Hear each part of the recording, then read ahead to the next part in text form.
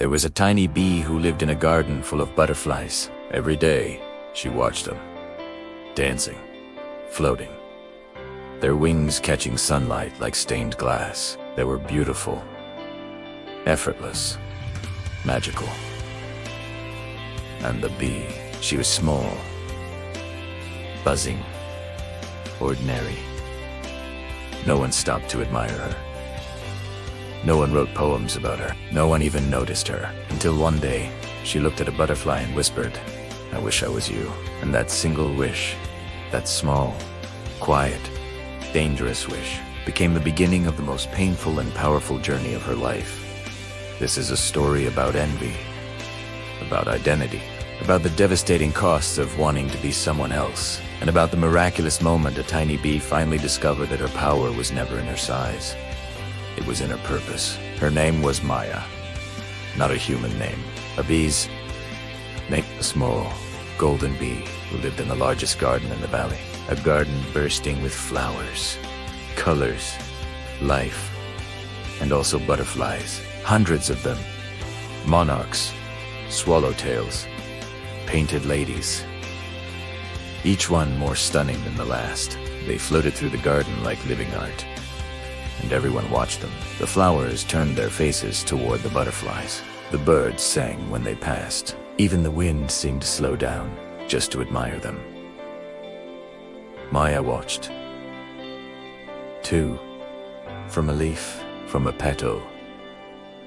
From the ground, she watched with eyes that were not envious at first, just curious, wondering, what is it like, she thought, to be that beautiful, that graceful, that seen. But curiosity, when left unchecked, becomes comparison, and comparison, when left unchecked, becomes poison. One afternoon, a butterfly named Rhea landed beside Maya on a sunflower. Rhea was magnificent, wings painted in orange and black. She stretched them lazily, enjoying the warmth. Maya stared. "You're so beautiful," she said quietly. Rhea smiled, not unkindly, just honestly. "Thank you, but beauty isn't everything, little bee. Do you know what I eat?" Maya shook her head. "Nectar. Only nectar. I can't pollinate a single flower. I just drink and fly. I'm beautiful, but I'm not useful." Maya frowned. "But everyone admires you." Rhea's smile faded slightly. "Admiration isn't the same as purpose. And purpose, trust me, is worth far more." Maya didn't fully understand Rhea's words. Not yet, because the longing was too strong, too loud. She wanted what the butterflies had. The attention. The grace. The effortless beauty. So she tried to become one. She stopped buzzing, tried to flutter instead. It looked ridiculous. The other bees laughed. "What are you doing?" they asked. "You're a bee, Maya? Not a butterfly." She ignored them. She stopped working in the hive, stopped collecting nectar, stopped pollinating. Because butterflies didn't do those things, and she wanted to be like them. Days passed. The garden started to change. Slowly, subtly. Some flowers began to wilt, not from lack of water, from lack of pollination. Because Maya, one of the hardest working bees in the garden, had stopped working, and her absence, though small, had a ripple effect. Other bees noticed. They worked harder to compensate, but the garden felt different. Quieter, less alive. One evening, Maya sat alone on a dying flower, a rose that had once been vibrant, now drooping, petals curling inward. She looked at it, and something cold settled in her chest. "Did I do this?" she whispered. A wise old bee named Elder arrived. Slow, weathered, wings worn from decades of flight. He sat beside her, didn't speak immediately, just looked at the dying rose, then at Maya, then back at the rose. "Do you know why this flower's dying?" he asked. Maya nodded slowly. "Because no one pollinated it." Elda smiled sadly. And who was supposed to pollinate it? The silence was heavy. Because the answer was her. It had always been her. Elda continued, Maya, I've watched you these past weeks, trying to flutter like a butterfly, trying to be something you're not. And I understand why. Butterflies are admired, they're celebrated. They're beautiful in ways we're not. But let me ask you something. When this garden blooms, when flowers open their faces to the sun, who made that possible? Maya looked around, at the flowers that were still alive, at the ones she had helped before she stopped. Us, she whispered. The bees. Elda nodded.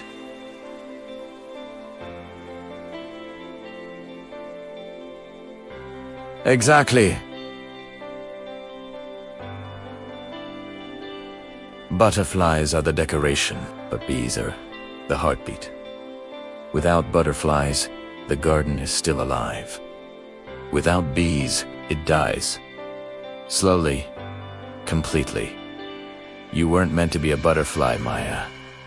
You were meant to be something far more important. You were meant to be the reason life exists in this garden.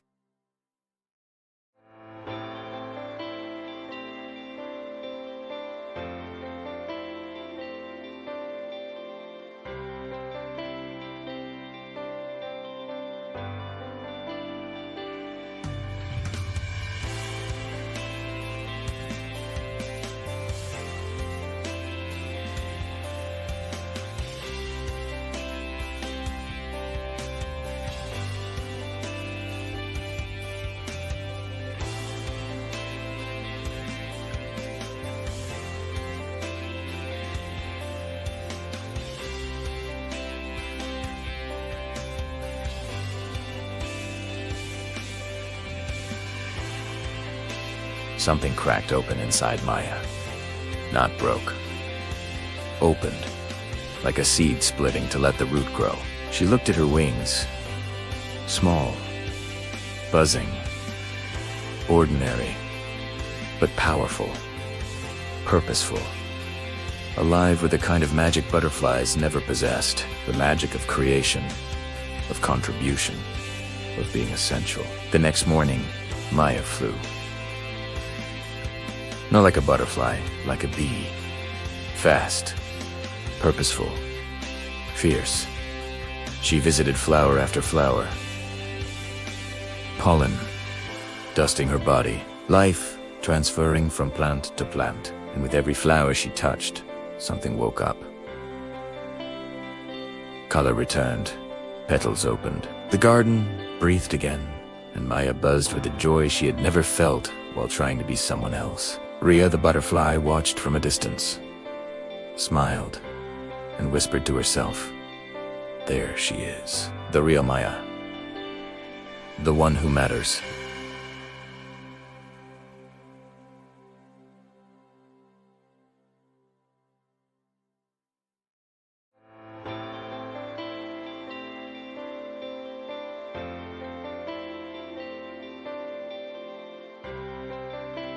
Here's the brutal truth.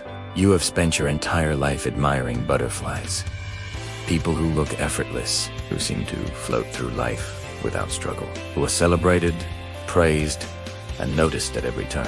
And you have been looking at yourself with your buzzing wings and your busy hands and thinking, I'm not enough. I'm not beautiful enough. I'm not special enough. I'm not them. But here's what you've been completely blind to. The butterflies are decorations. You are the heartbeat. The world doesn't need more people who look impressive.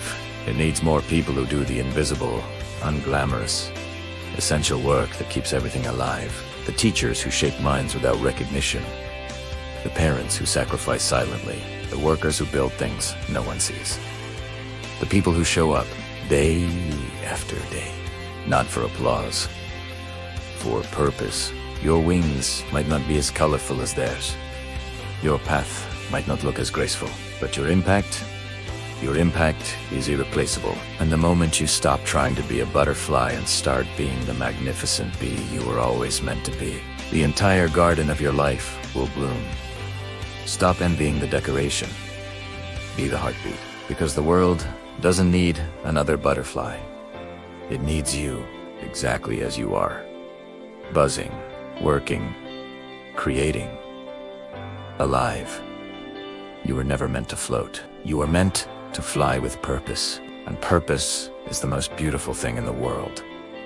Be. Change the garden.